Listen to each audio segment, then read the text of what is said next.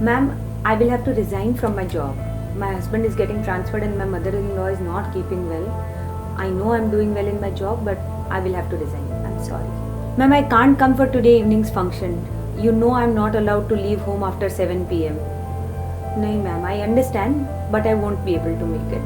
Really sorry. Hello, and welcome to Musings of a Master. I'm Meenal Desai, and here I share a medley of my unique experiences, shaped by students, teachers, parents, and life in general. Have you ever worked in a women-centric enterprise? Workplaces that have more women? You know what? Women's issues are not just about menopause and menstruations. Women's issues are about families. Family members falling ill, transfers of husbands, mothers-in-law, guests, or family issues that create a havoc at times in a woman's career. So while we women get a raw deal at times when it comes to our choices of careers, I've also seen women making choices out of guilt.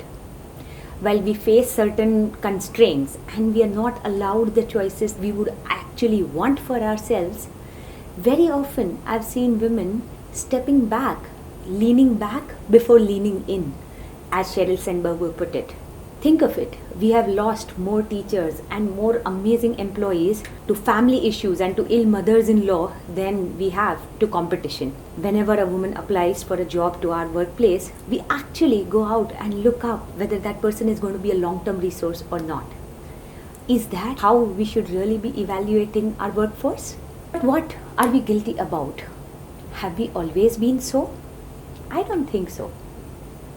If you look back at the Indian history, we've had queens, we've had regents, we've had wonderful, amazing women who have exercised power and agency.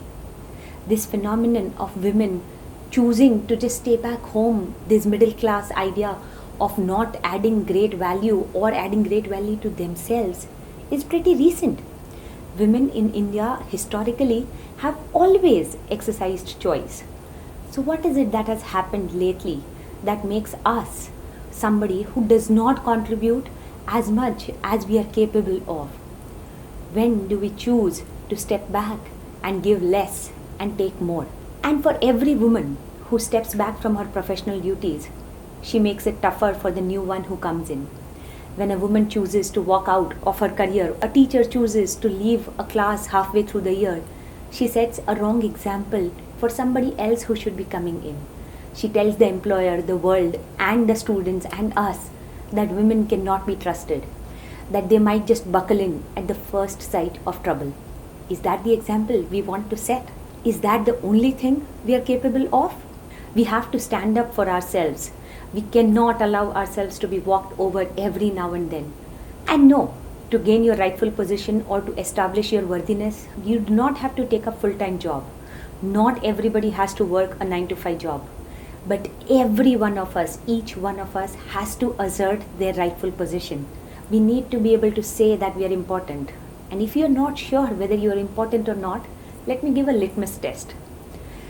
Try not doing whatever you are doing for a week. Try abstaining from all duties and see. Let others also see what value are you adding. See for yourself as well what value are you adding.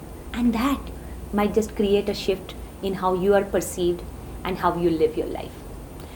That is it. That's me, the Master Me, asking questions and wondering how do we really want to deal with the idea of women in the workplace? How can we take responsibilities forward? I would love to know your suggestions, and don't forget to follow me on Musings of a Master Me on Instagram and YouTube. Thank you so much.